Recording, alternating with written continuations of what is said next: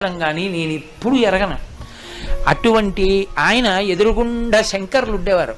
ఏమిటి ఆ పులిబొమ్మ ఏమిటి, ఆ చర్మం ఏమిటి, ఆయన ఏమిటి, ఆ కళ్ళు ఏమిటి, ఎంత బాగుంటారో, ఎవరైనా ఎక్కడుంటారు ఈయన అనిపించేది.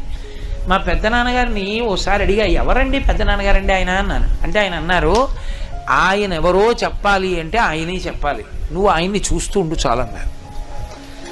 ఆయన్నే చూస్తూ ఉండేవాడిని. బహుశా ఆ పుణ్యమే శంకరాచార్యుల వారి గురించి చెప్పగలిగిన అదృష్టాన్ని నాకు కట్టబెట్టింది. దక్షిణామూర్తి కూడా అంతే. మీ పిల్లలు రోజు వెళ్ళి దక్షిణామూర్తి ముందు ఒక్క 2 నిమిషాలు కూర్చుని మాట్లాడకుండా మౌనంగా ఇన్ని చూసి వెళ్ళిపోవడం అలవాటు చేసుకున్నారనుకోండి, జీవితంలో ఒక కీలకమైన మలుపులో ఆయన ఆదుకుంటాడు, ఆదుకుని గట్టెక్కించేస్తాడు. దక్షిణామూర్తే శైవాగమంలో ఇక అటువంటి